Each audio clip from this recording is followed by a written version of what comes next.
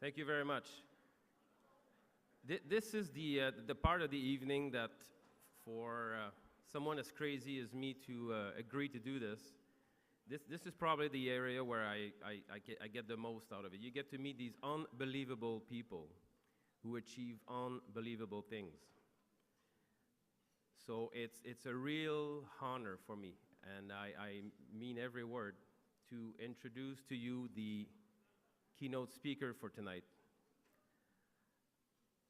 Andrew comes to us this evening as a member of the Clean Air Champions, initiatives HSBC strongly supports, connecting environment with high-achieving world-class and national team athletes. Andrew is a championship swimmer, achieving world championships in 1998 and 2002, along with a gold medal at the 2000 Paralympics Games. Tonight, yeah, absolutely.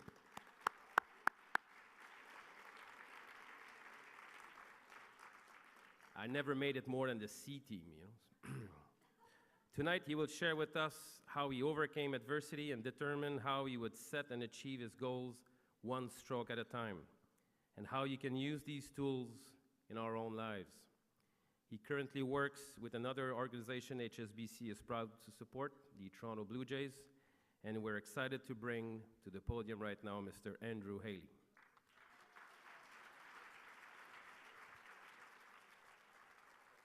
Thanks a lot. Thanks.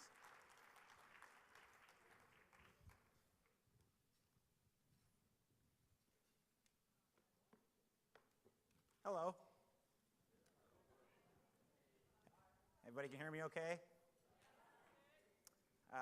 It's great to be here in front of everybody. Thank you for inviting me here. Obviously, I am part of the Clean Air Champions program, and your evening here tonight is about finding like-minded causes, and everybody's, I guess, different, but in that differences and in the changes that we have, we can really see that we can move forward with our differences. And for me, I was 6 years old, and I was living in North Sydney, Nova Scotia. Anybody from the East Coast here?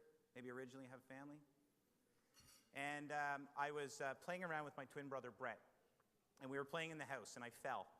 And the doctors, and my parents took me to the hospital, and the doctors noticed that something was not right in my leg.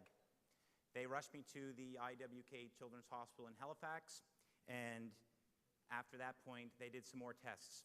The doctors noticed that I had, for any people that know stuff about medicine, osteogenic sarcoma. It was in my leg. It's the same disease that Terry Fox had. That was in 1980. The doctors gave myself and my family a 35% chance to live. During some chemotherapy treatments, I was able to sort of beat those odds. In 1982, which is about a year and a half after my initial diagnosis, I had 2 treatments left. On January the 16th, 1982, I thought I had 2 treatments left. I went into the doctor's office to basically get the good news that I was in the clear. Instead of getting the good news that I was in the clear, the doctors told my family that I had now had lung cancer, and I had a 35% chance to beat that as well. So I went to one cancer, beat that, had another cancer, beat that, and obviously went through chemotherapy. After I got off of the hospital, I went home and started my life with my artificial leg.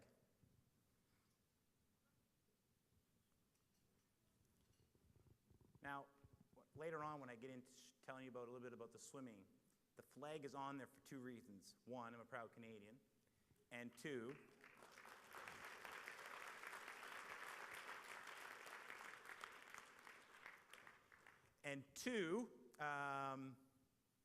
I just like the flag, and when I'm at the competitions, I want people to know that I'm a Canadian.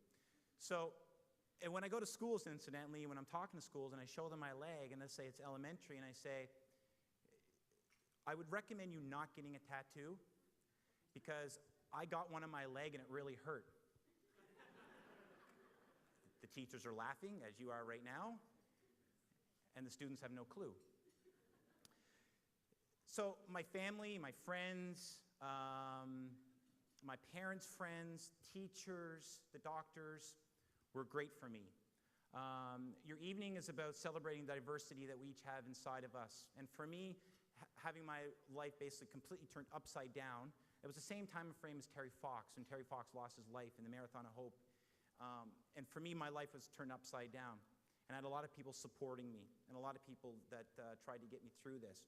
We went to Florida one year, and I wore sweatpants the whole time because I didn't want people to see my legs because I felt at some point that I was less of a hole, if you will. There was asked a question of my mother back then during those years, and the question during an interview after the fact, and Dawn, the interviewer, said to my mom, "Linda, what's the one thing that sticks out in your mind that you'll never forget?" And my mother thought about it for a moment and answered the question. And she said, "It was while Andrew was being wheeled into the operating room. He very bravely looked down at his little feet and said, 'Goodbye, toes.'" Don gets off the phone and says, "Goodbye, toes, goodbye, toes." I couldn't possibly comprehend what was going on at that particular moment between mother and son. And I mention that not as a downer, but as a prelude to this. And I'm very firm in this. And if I say anything in this speech, I think what I'm about to say is probably the most important thing. It's not what happens to us, it's what we do about it that makes all the difference. And for me, I decided to do something about it. And I wanted to be a world-class swimmer. In 1992, I got to Barcelona, Spain. How many people here watched the Paralympics or the Olympic Games recently from London? Amazing. For me, 1992 was my London Games, if you will. I got to the competition, and I was ranked 10th in the world in the 400-meter freestyle. My best time going into the race was 4 minutes and 58 seconds.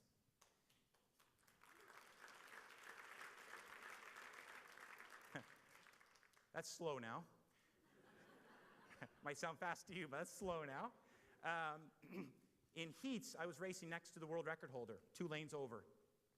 I went from 4 minutes and 58 seconds to swimming heats time of 4 minutes and 46 seconds, breaking 12 seconds off my best time. At finals that night, I had lane 5. I had ranked 2nd going into finals, and I had beaten my position at least by 2 places if I finished last in finals. As I got to my block in the Spanish air, up at the top of the mountain, Mount Juic in Barcelona, Spain, lane 5 was mine. Lane 5 was also Mark Tewksbury's lane when he when he set the gold medal at the 100-meter backstroke at the 1992 Olympics. For me, it was special water. I dove in the pool, 100-meter mark, I was 5th. 8-lap race. 200-meter mark, I was 4th. 300-meter mark, I was 4th. Iceland, Norway, Germany, me, Canada, 4th. As I got to the 300-meter mark, I told myself, let's go. Let's get at this. And at the 400-meter mark at the finish, Iceland first, 4:41. Norway second, 4:42. And Canada third, me, 4:43, and broke 15 seconds off my best time.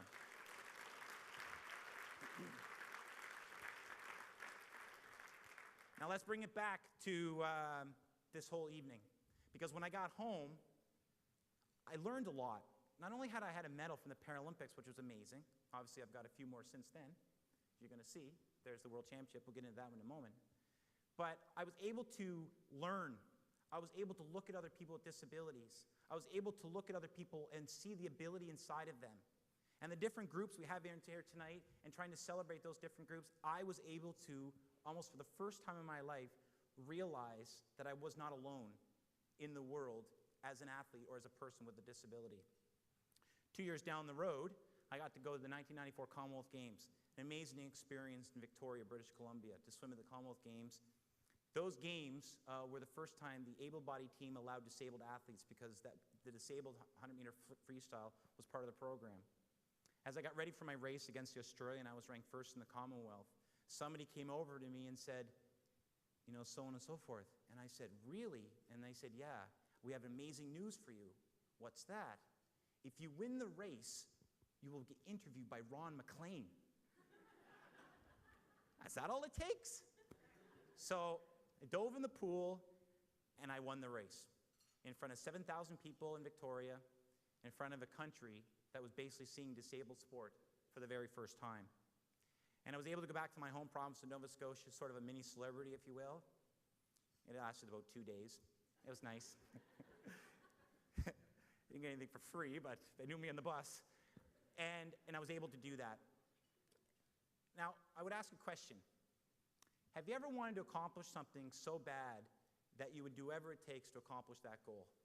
And think about that. Because I'm sure there's people in here, you've liked triathlons, or you're a runner, biker, or, pick the something. And obviously for me, it's a resounding yes.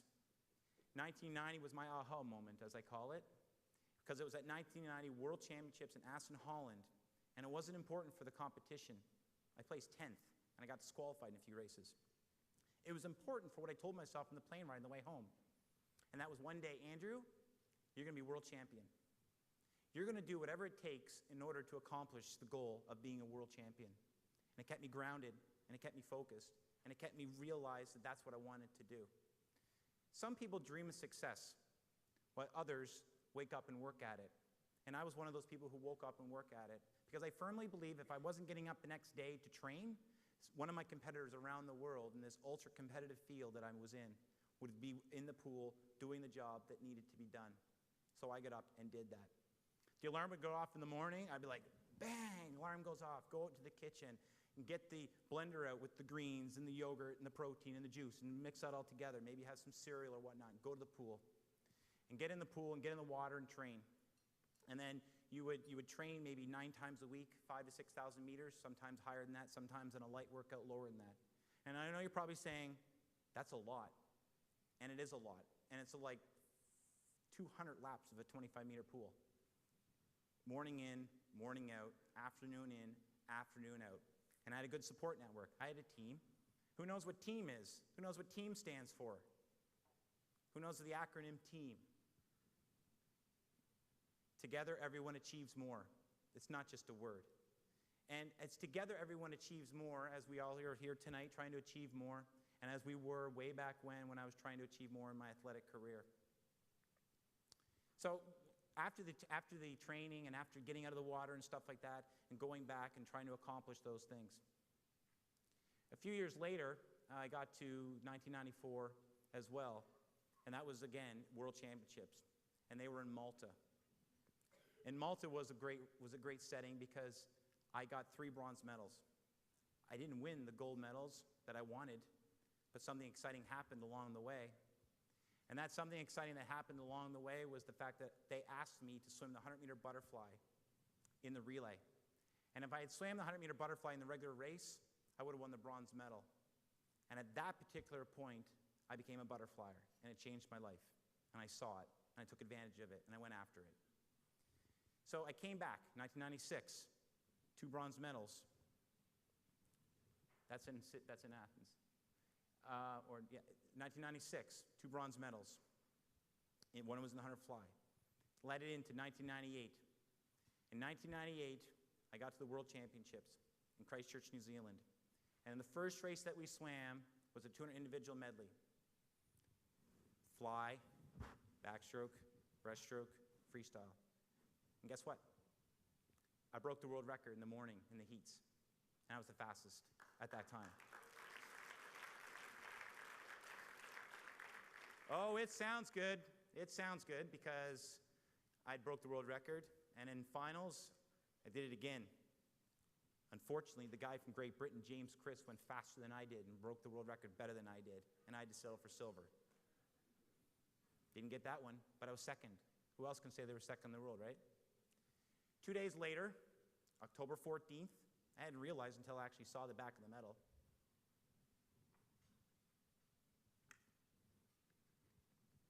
It's up there. That's it here.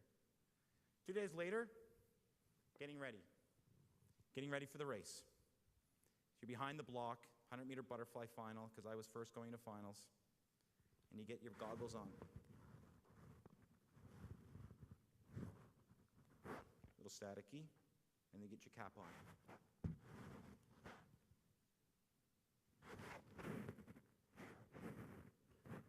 And they give you these funny caps with your name on it.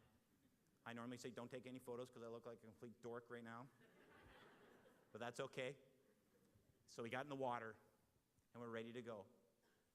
And as I march up to my block, and I get ready, and I dive in the water for the final. And And at the 50-meter mark, I see the clock in front of me, and I was first. And I knew that I was going to be close to being where I needed to be at the end.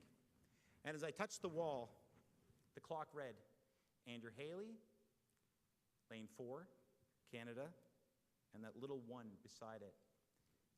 And I'd won the gold medal.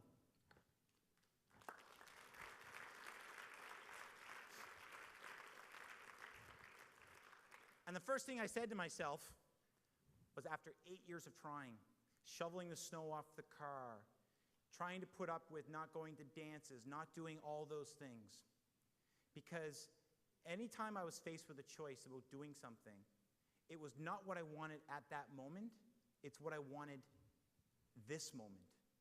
So I gave up a lot of things, and I sacrificed. Or sometimes as an athlete, we don't really sacrifice what we're doing. We invest our time in what we're doing, because if you love it, it shouldn't be a sacrifice. And I was able to get engraved on the word on the back of the medal finally, and I was able to take it home. 2 years down the road, we got to Sydney, Australia. And Sydney, Australia is amazing. And if you've ever been to Australia, you know it's amazing. And we were getting into the competition, and I was ranked first in the 100-meter butterfly because I won gold medal there. I had to settle for a bronze. Incidentally, did you hear this joke about the Newfoundlander who won a gold medal at the Olympics? I'm from Nova Scotia, I can say this. Anybody from Newfoundland? He went home and got it bronzed? You ever hear that one? Okay. Anyways. Anyways, that's a running joke back home. So we got to the race. We were 1 gold medal down from Spain for most gold medals in the pool. And they tell you, they say, whoever wins the most gold medals wins the whole competition. We had 24 athletes on our team. Spain had 48 athletes on their team. Our guys jumped in the water. Adam started out first from London, Ontario, Adam Purdy. We were 7th after the 100-meter mark. Philippe Gagnon from Le Chicoutimi, Quebec, then swam breaststroke, brought us up to 5th. I was doing butterfly, and I brought our team from 5th place to 2nd place. And Benoit Huot, who was also the closing ceremony's flag bearer for the London Paralympic Games team, and a medalist in his own right, very good swimmer, was able to pass the Australian next to us. And when he touched the wall, we went from a time of 4 minutes and 38 seconds to 4 minutes and 32 seconds. Not just to break our best time, we broke the world record. And that was an amazing feeling.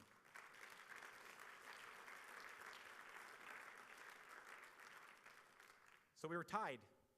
And of course, the girls did the same thing, and we beat Spain by 1 gold medal, and we had won the whole pool of the Paralympics. It's got extremely fast. Watching the Paralympics this past August, September, it's got it very, very fast. And those times are amazing times, and I cherish every moment that I have with them. So in closing, I want to leave you with this. In our life, we have 2 choices to make. We can give up and we can go home. And we can do that. And sometimes there's no shame in that. That's not how I operate, but sometimes there's no shame in that. Or we can fight, and we can fight with everything we have. And if you fight, sometimes you get a little more momentum, a little more pride, a little more focus by pushing through. Martin Luther King once said, "Not everybody can be famous, but everybody could be great." So I challenge each and every one of you to be great. You don't have to conquer the world. You just have to conquer your world.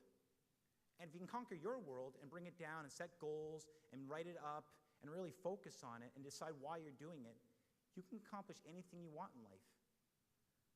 I had to follow the guy doing the thing, whatever, and I'm like, how am I going to do that? You can imagine, he probably gets up in the morning and does his thing and trains and whatnot, and it looks amazing. And I get up in the morning and train, and when I race, some people say it's amazing. So that's what I want to leave you with. And it's been great to be here. I've looked at some of the things out there. And instantly, one last comment. In 2007 was my last competitive race, talking about diversity. It was in Rio de Janeiro, in Brazil. And my last uncompetitive race, but it was still competitive, was in 1998.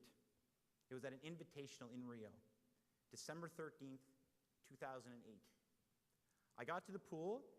I won the silver medal against some competitors from Argentina, Brazil, a couple of Canadians and whatnot. After that was over, that race, I went back to my hotel room downtown on Copacabana Beach. I changed into a suit, well, sort of a tuxedo, and then I went and got married that night in Rio.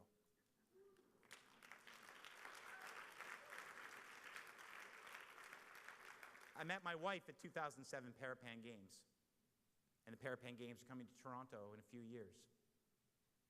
So life does go full circle at times, and I think we have to embrace that. So going back to what I said, is there ever something you want to accomplish that you'll do anything to accomplish that goal? And for me, yes. And then revisit one other thing. It's not what happens in life, it's what you do about it that makes all the difference. So go out and make a difference, and I thank you for your time.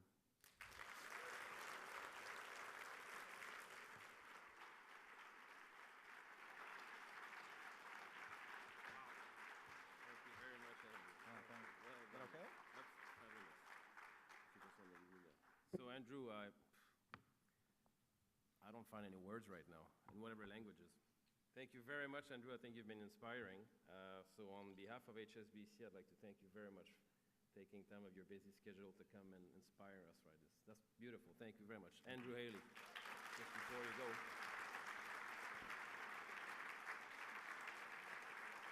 And now that you've inspired us, you're going to make one of us very happy because we have a little prize draw to do. So if you don't mind picking a ticket, because some people were showing me their tickets earlier. Now people think I'm cheating, so I get someone else involved. You got to be here to win? Okay. Want to read it? Please, go ahead. Your Okay. microphone works better than mine. Am I still on? Okay. Everybody ready? Okay. Hands up if you're not ready. What do they win? I don't know. Okay. You ready? 766? Is everybody 766? Yeah, exactly. You're all winners so far. Yeah. 3? 5? Who's left? 0.